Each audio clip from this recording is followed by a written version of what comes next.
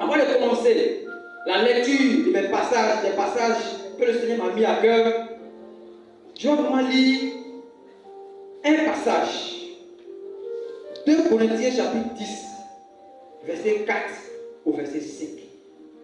La Bible nous dit, car les armes avec lesquelles nous combattons ne sont pas charnelles, mais elles sont puissantes par la vertu de Dieu pour renverser les forteresses. Et le passage, la partie du verset qui retient mon attention, c'est quoi? Nous renversons les raisonnements et toute hauteur qui s'élève contre la connaissance de Dieu. Amen. Et nous amenons toute pensée captive à l'obéissance de Christ. Amen. J'aimerais prier sur la base de ces versets ce soir. Si tu as l'habitude de me voir comme ton frère Bayashi, j'aimerais prier et bannir du milieu de nous tout ce qui est esprit de familiarité. Amen. Parce que par moi, c'est des choses qui pleurent la main de Dieu dans la vie de beaucoup de personnes. Quand un frère est mandaté par Dieu, tu le vois comme ton frère à la maison. Amen. Mais ce soir, je vais prier pour que du milieu de nous, tout ce qui est familiarité soit brisé. Et que Dieu lui-même parle au travers de ma personne. Et qu'il soit un canal de bénédiction. Qu'il soit un instrument dans la main du Dieu Tout-Puissant pour bénir quelqu'un ce soir. Amen. Parce que la Bible nous dit quoi? Il m'a donné une langue exercée. Afin de faire quoi? Afin de soutenir celui qui se trouve dans l'abattement. Ou bien celui dont l'esprit est abattu. Ce soir, le Seigneur me met des paroles de réconfort dans le cœur. Amen. Le Seigneur me met des paroles de restauration, de réconciliation. Ce soir, ce n'est pas le Bayashi, ton frère, qui vient prêcher, mais c'est quelqu'un que Dieu a mandaté. J'ai mes faiblesses, j'ai mes limitations, mais Dieu utilise nos limitations. Pourquoi? Parce qu'il a son esprit qui est en nous. Amen. Et ce soir, je vais vraiment faire l'effort de parler de ce thème qui est allons en profondeur avec Jésus-Christ. Ou encore, allons en profondeur et faisons plus avec Jésus-Christ. Il faut dire que le grand thème qui nous réunit, le grand thème, c'est-à-dire le thème de notre jeûne et prière. Qui se souvient du thème? Qui se souvient du thème? Le thème, c'est Père, réveille en moi un esprit bien disposé. Afin de faire quoi? Pour un service plus efficace. Parce que sans l'esprit de Dieu, il y a des choses que tu ne peux pas faire. Sans l'esprit de Dieu, il y a des choses que tu ne peux pas faire. Quelles que soient tes capacités dans le monde, quelles que soient tes aptitudes, quelle que soit ta carrure, mais sans la présence de Dieu en toi, il y a des choses que tu ne seras pas capable de faire. Raison pour laquelle nous devons donner le thème Père, réveille en moi un esprit bien disposé pour un service plus efficace. Et pendant toute la semaine, nous avons prié dans ce sens. Et donc, ce thème de ce soir, je peux dire un temps soit fait, c'est pour couronner notre semaine de jeûne et prière. Allons en profondeur. Et donc, allons en profondeur. Ce soir, je vais prendre deux exemples. Mon frère Samuel, bizarrement, c'est le même passage. Nous allons prêcher d'elle. Dieu est fidèle. Amen. Le premier passage que j'ai pris, c'est dans 2 Chroniques, chapitre 16, verset 7 jusqu'au verset 13. Je vais lire cette portion de la Bible. Je vais lire cette portion de la Bible. Voilà. La Bible nous dit, dans ce temps-là, Anani, le voyant, alla auprès d'Asa, roi de Juda, et lui dit, parce que tu t'es appuyé sur le roi de Syrie, et que tu ne t'es pas appuyé sur l'Éternel ton Dieu, l'armée du roi de Syrie s'est échappée de tes mains. Les Éthiopiens et les Libyens ne forment-ils pas une grande armée avec des chars et une multitude de cavaliers? Et cependant, l'Éternel les a livrés entre tes mains. Parce que tu t'es appuyé sur lui. Amen. Et à la suite, je vais sauter le verset 9. Le verset 10 nous dit quoi? Asa fut irrité contre le voyant et le fit mettre en prison parce qu'il était en colère contre lui. Et donna, et dans le même temps, Asa opprima aussi quelques-uns du peuple. Le verset 13, la Bible nous dit, Asa, et avant ça d'abord, les actions d'Asa, les premières et les dernières, sont écrites dans le livre des rois de Juda et d'Israël. La 39e année de son règne, Asa eut les pieds malades au point d'éprouver de grandes souffrances. Mais pendant sa maladie, il ne chercha pas l'Éternel, mais il consulta les médecins. Amen. Asa se coucha avec ses pères et il mourut. Amen. Ce soir, le thème de ce soir, c'est allons, on peut dire encore allons en eau profonde. Allons en eau profonde avec le Seigneur. Dans ce passage, il est question du roi Asa, qui fit une alliance avec le roi de Syrie contre le roi d'Israël. Je pense très bien que ce qui est vraiment contraire à la volonté de Dieu dans ce passage. Mais au verset 7, la Bible dit que Dieu envoya le voyant Anani, c'est-à-dire un homme de Dieu, alla vers le roi en lui disant, parce que tu t'as appuyé sur un autre roi païen et que tu n'étais pas appuyé sur Dieu, l'armée de Syrie s'est échappée de tes mains. Amen. Alors ici, la question que moi j'aimerais poser à chacun d'entre nous, combien de fois face aux oppositions, combien de fois face aux défis, combien de fois face aux challenges, combien de fois nous ne prenons pas le conseil de Dieu? Combien de fois? Combien de fois nous préférons prendre les méthodes des hommes au lieu de nous appuyer sur Dieu? Ici le terme nous dit allons en profondeur.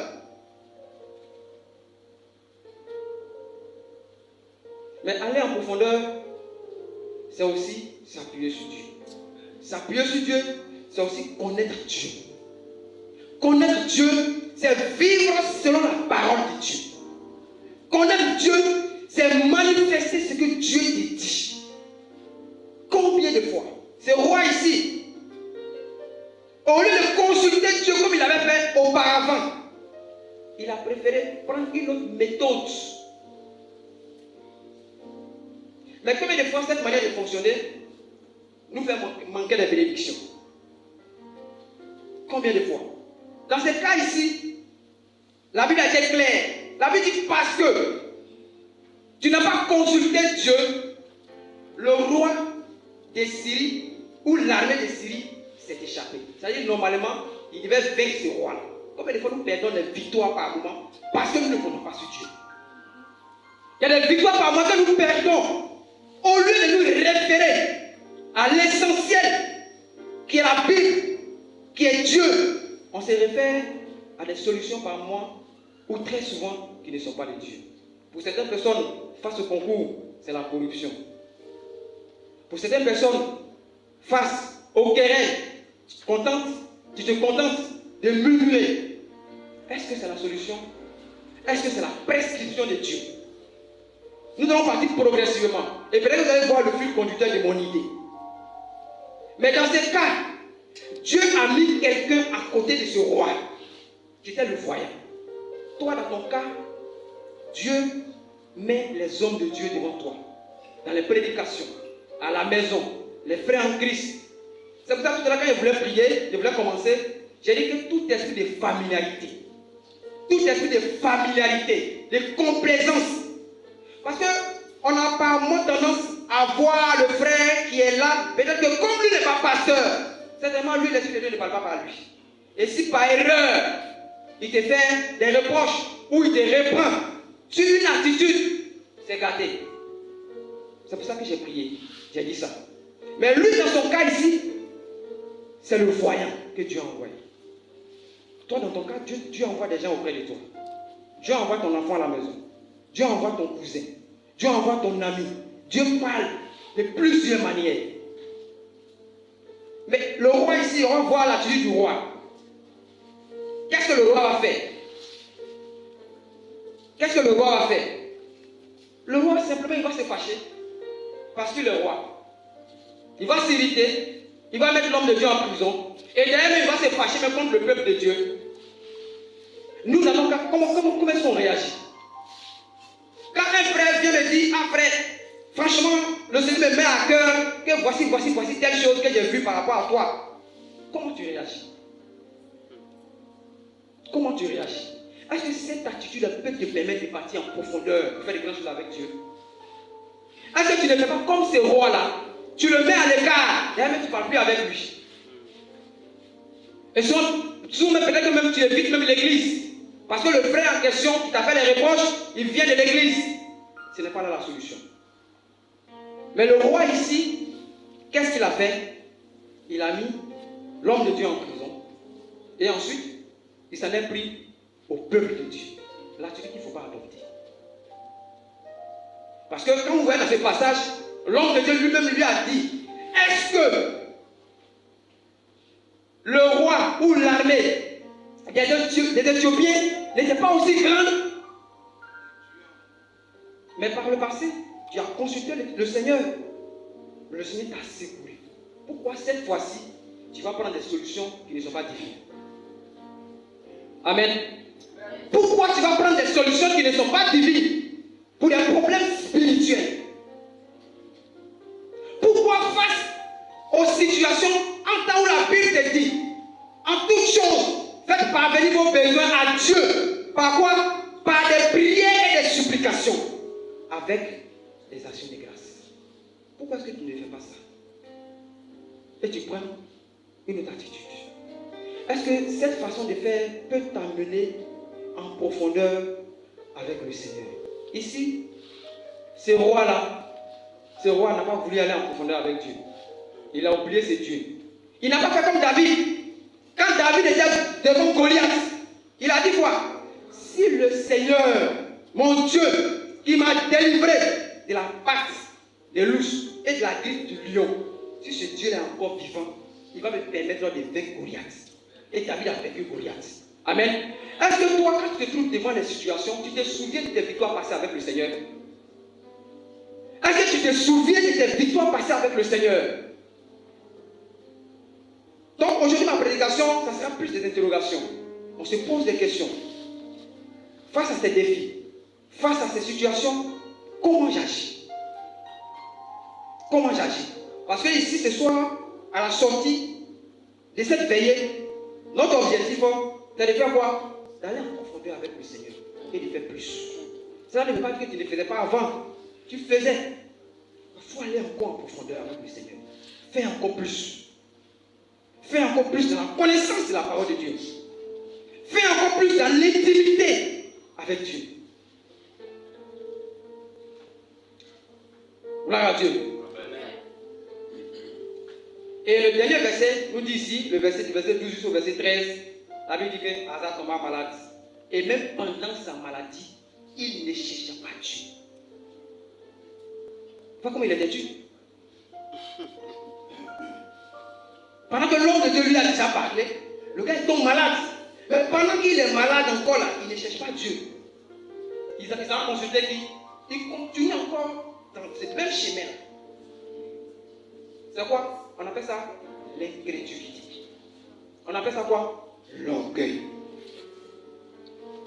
Est-ce que tu n'es pas du genre, un chrétien infidèle, quand un prédicateur passe derrière la chair, tu n'es pas du genre une personne qui dit, s'il a parlé de mon problème, c'est qu'on lui a dit ça. On lui a dit ça. Il sait que lui là, il cause avec Serge. Certainement, j'ai causé avec Serge, mon problème, c'est que c'est ces choses. Donc lui là, moi je le classe. Est-ce que tu ne fais pas ça? On peut rire, mais par moi, ce sont des choses qui bloquent la bénédiction de Dieu dans notre vie. Nous tous, nous sommes habités par le Saint-Esprit. Si tu te laisses, tu vas faire des grandes choses au travail de ta vie.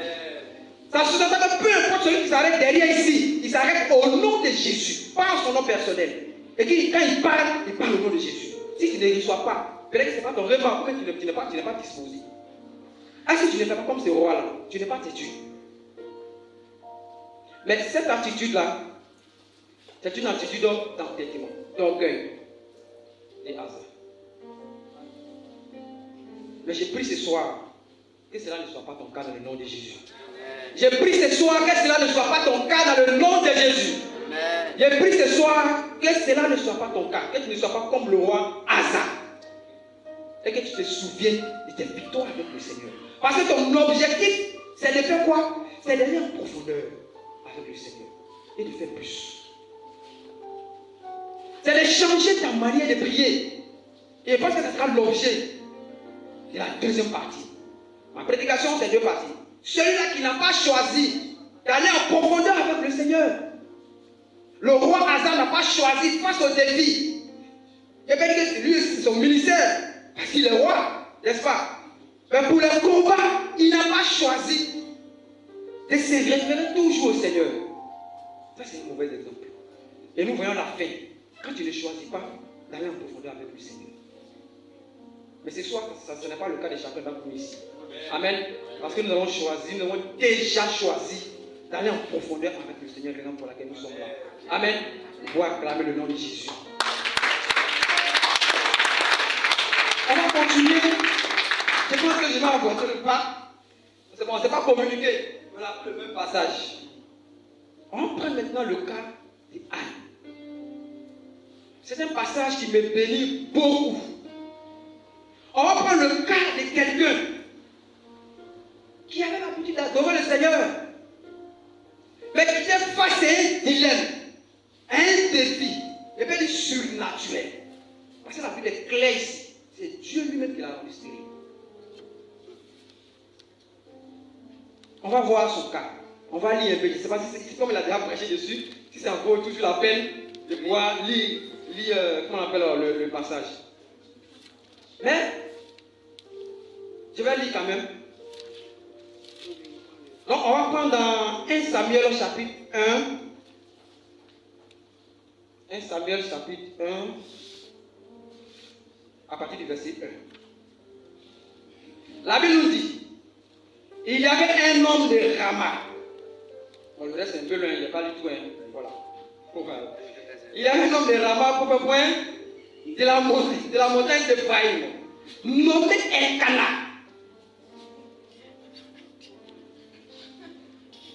Fils de Joram, fils d'Élu, et fils ainsi de suite. C'est que sûr, il y avait un homme de Rama nommé Elkana. Nous retenons que c'est Elkana. Amen. Il est fils de propre point. Sauvé à le nom de Jésus. Amen. Voilà. Et bien cet homme-là avait deux femmes. Il y avait une première femme qui s'appelait Pénina, qui était féconde. Et la seconde femme qui était Anne, mais qui n'était pas féconde. Mais elle, son problème de fécondité était surnaturel. Parce que la Bible nous dit un peu plus devant ici que c'est Dieu lui-même qui l'a rendu stérile. Mais on va remarquer une attitude avec cet homme de Dieu.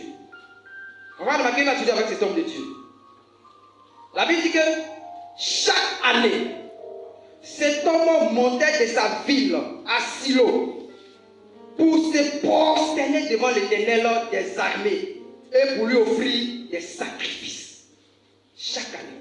Mais chaque année, il partait avec sa femme Anne. Ça veut dire qu'elle aussi, elle se prosternait aussi devant l'Éternel. Elle offrait aussi des sacrifices. Ici, on peut symboliser ça comme étant quoi? Comme un service, comme étant un ministère, comme étant ta présence à l'église, comme étant ta présence dans le corps de Christ. Chaque année, elle partait à Silo avec son mari. Mais elle avait un problème. Mais pendant qu'elle sait le Seigneur, elle est devant un défi. D'abord, un défi surnaturel. Et en même temps, quelqu'un qui est à côté d'elle, sa rivale, qui passait son temps à se moquer d'elle. Tu n'enfantes pas. Tu n'enfantes pas. Tu n'enfantes pas. Et la Bible nous dit que, le verset suivant,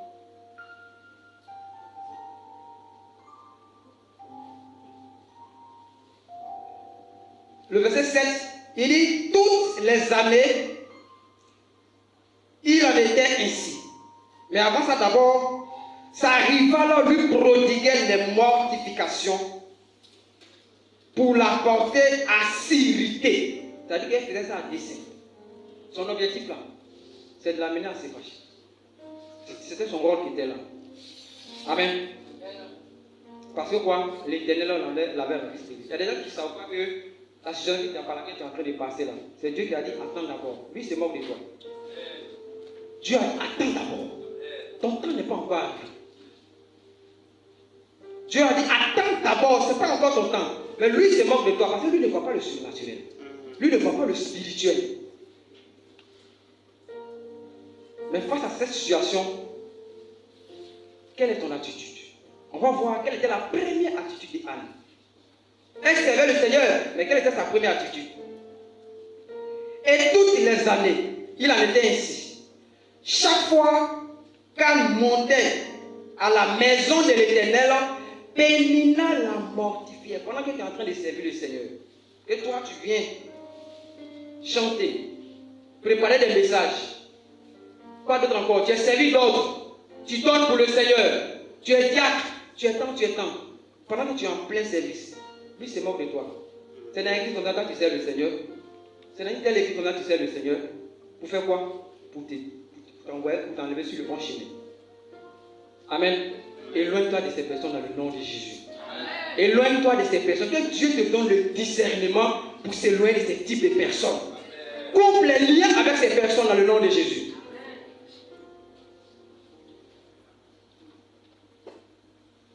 Et ici, on dit quoi? Alors, elle pleura. Elle ne mangeait point. Face à cette situation, elle a choisi de pleurer. Mais les pleurs, par moi, on peut dire comme ça que c'est justifiable parce que les pleurs sont là pour soulager. Mais quand on va aller un peu devant, on va comprendre que les pleurs là, ce n'est pas des pleurs de Seigneur, je te fais confiance. C'est les pleurs de plaintes en réalité. C'est les pleurs de plaintes. Si tu veux aller en profondeur avec le Seigneur, ce n'est pas les plaintes. Si tu veux aller en profondeur avec le Seigneur, il fait des grandes choses. Et donner, comme Anne, comme on va le voir un peu devant ici, des fruits de bénédiction. Si tu veux manifester ce genre de choses, ce n'est pas avec des murmures. Ce ne sont pas avec des plaintes. Amen. Mais ici, Anne, elle ne mangeait pas, mais elle faisait grève de faim, elle ne jeûnait pas. Amen. Et on va aller un peu devant. Au verset 9, la Bible dit, Anne se leva après que l'on eut mangé et bu à Silo. Le sacrificateur, si je ne me trompe pas, voilà, le sacrificateur Élie était assis près de l'un des poteaux du temple de l'Éternel. Et l'amertume dans l'âme, elle pria l'Éternel et versa des larmes. Elle fit un vœu en disant, Éternel des armées, si tu daignes regarder l'affliction de ta servante, et si tu te souviens de moi, et n'oublie point ta servante, et si tu donnes à ta servante un enfant mâle,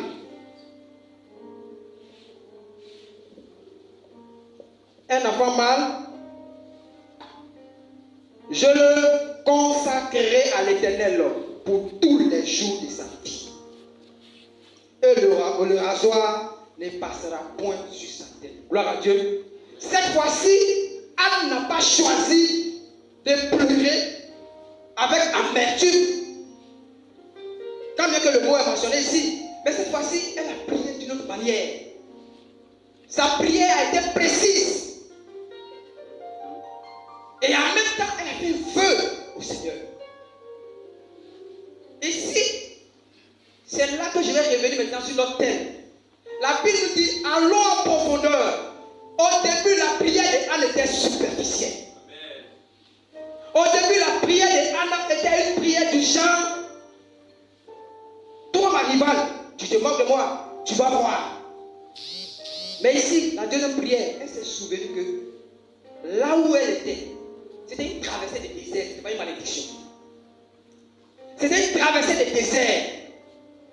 Parce qu'en elle, il y avait un grand homme de Dieu qui devait naître. Gloire à Dieu. Et parfois, dans les affaires, nous on dit comme ça, on s'amuse, puis on dit, quand tu prends la poule, elle pond, ça fait combien de jours? 21 jours. C'est ça? Et voilà, c'est d'abord vient au monde. Quand tu prends, comment on appelle le chat, c'est bien sûr un nombre de jours vraiment réduit. Mais quand tu prends l'éléphant, ça procède depuis combien de temps? Ça fait plus d'1 an. Pourquoi? Parce que l'enfant de l'éléphant, quand il naît, la tête tremble. Amen. Parce que l'enfant de l'éléphant, quand il naît, la tête tremble. Déjà même son petit même là, on peut le comparer à un bœuf.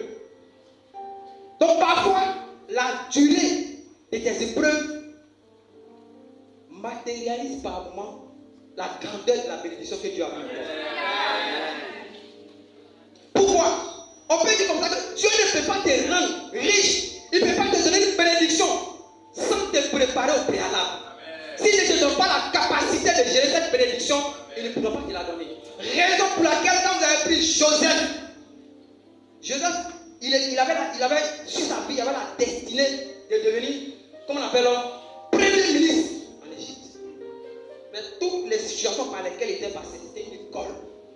C'était une formation pour lui. Par moi, d'autres personnes s'élèvent, je vais devenir Joseph. Mais est-ce que tu peux accepter les épreuves de Joseph? Avant de devenir Joseph, avant de devenir premier ministre, est-ce que tu te souviens de ses sacrifices? Est-ce que tu peux supporter? Tu es un membre d'une famille. Pendant que tu as des songes, tu dis Seigneur, Dieu a fait tant pour notre famille. Comment tes frères te considèrent?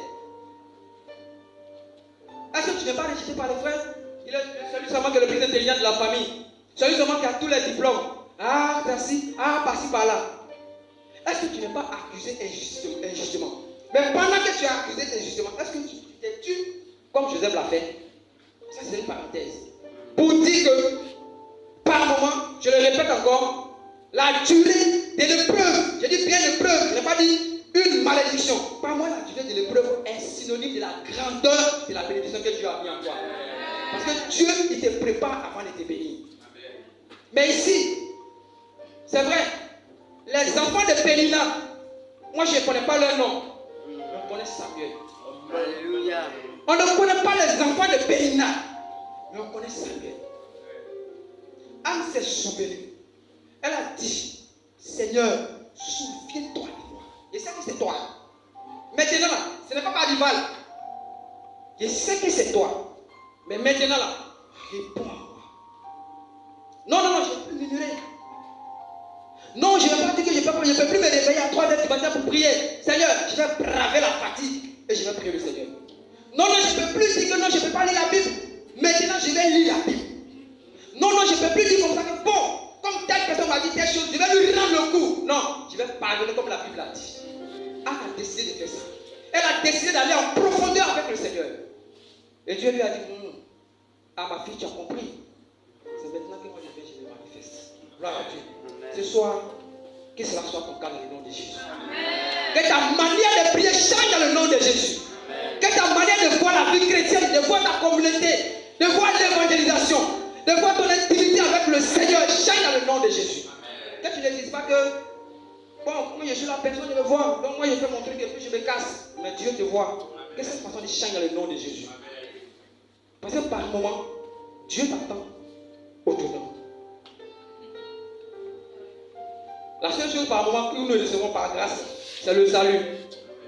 Les bénédictions que Dieu nous a données, il les a déjà libérées. Et même les bénédictions qui sont pour toute l'humanité. Donc si tu es un homme de Dieu, quel que soit ce que tu es, il y a des choses, il y a des portes que tu dois ouvrir pour arriver à ces bénédictions. Amen. Il y a des portes que tu dois ouvrir. Ici, Anne, elle a dit, cette fois-ci, je change. Et là, je vais arrêter de lire. Je vais faire un peu de commentaires et on va finir. Donc, la manière de prier de Anne a attiré la faveur de Dieu sur sa vie. Attends, c'est que l'homme de Dieu la regarde et dit, bon, tu es saoul ou quoi? C'est-à-dire que l'intimité qu'elle a avec le Seigneur, ton intimité que tu as avec le Seigneur est personnelle. Ta relation avec Dieu est personnelle.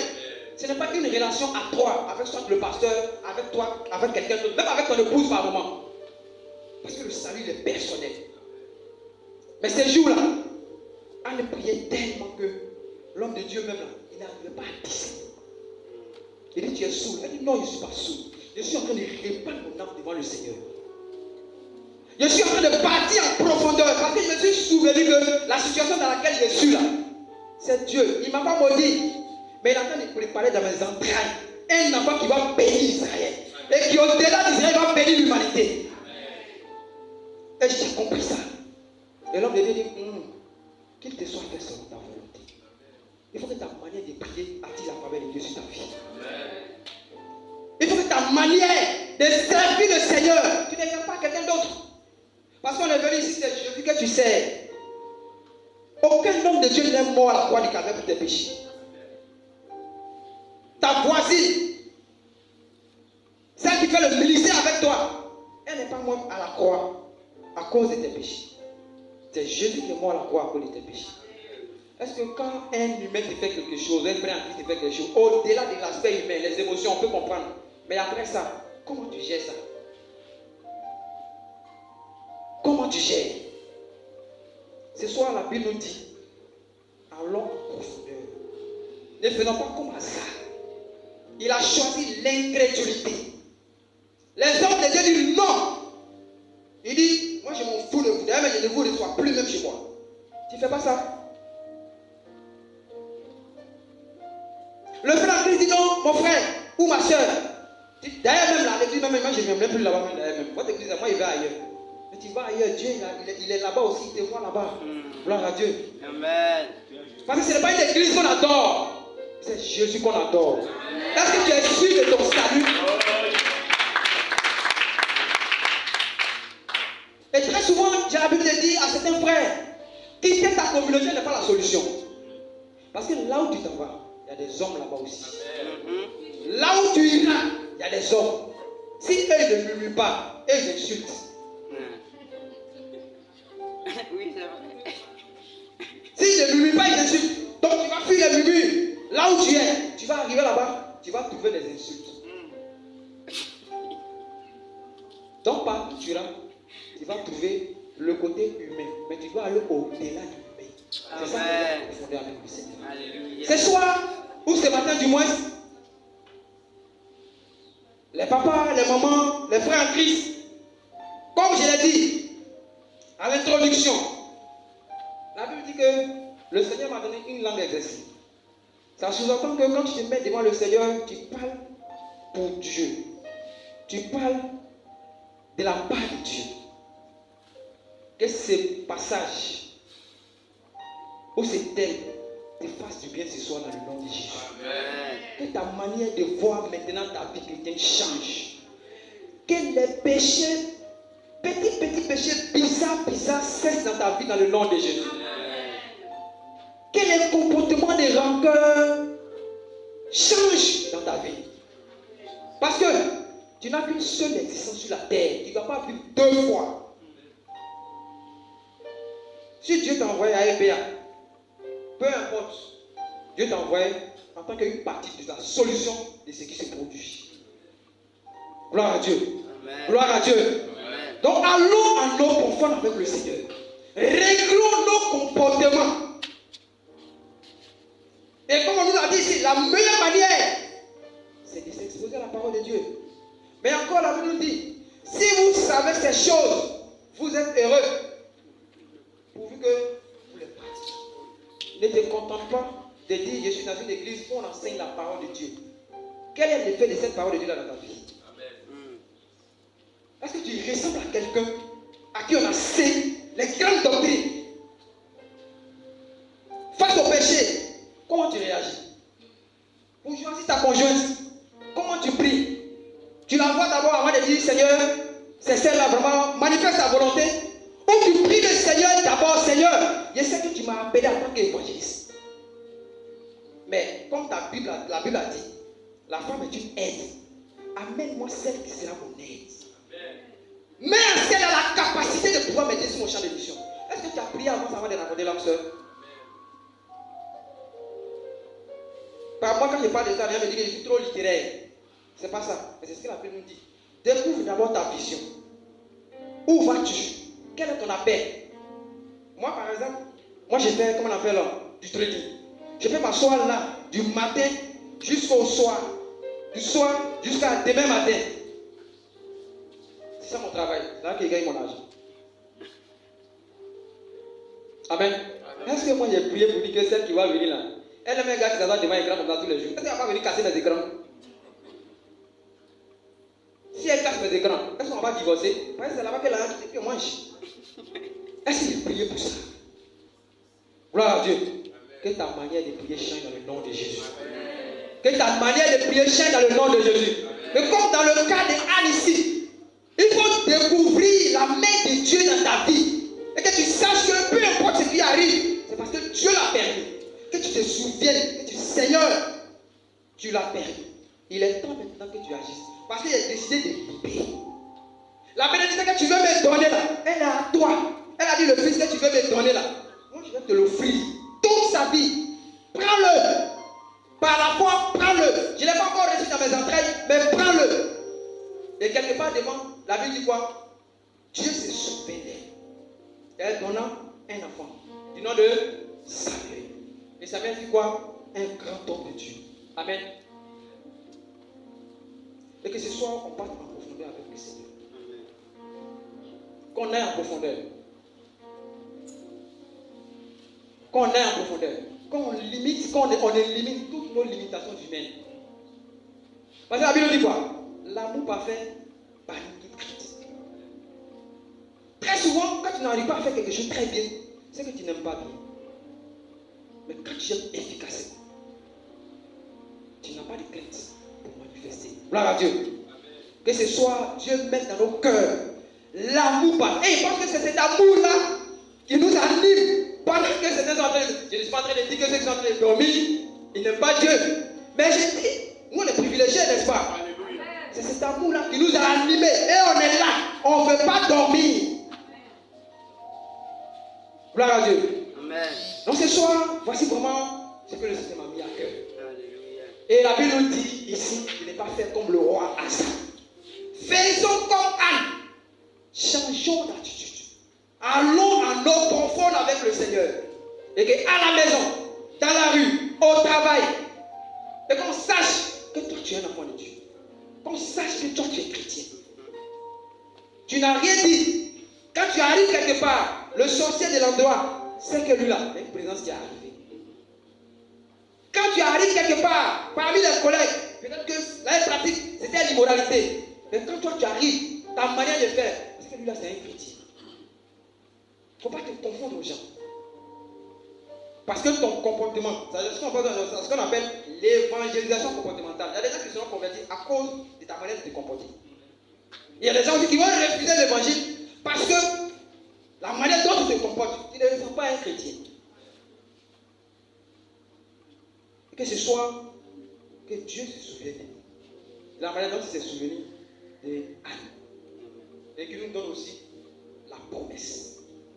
Cette promesse-là qui est en toi, qui est ensommeillée, qui dort, les capacités qui sont en toi, que Dieu a mis en toi pour réveiller toute cette église-là, que Dieu a mis en toi pour impacter le monde, que Dieu a mis en toi pour faire de grandes choses, que ce soit que Dieu se souvienne de toi, et que cette capacité-là, tu les mettes au service de Dieu, dans le nom de Jésus, et que la gloire lui revienne. Amen. Donc ce soir, voici vraiment ce que le Seigneur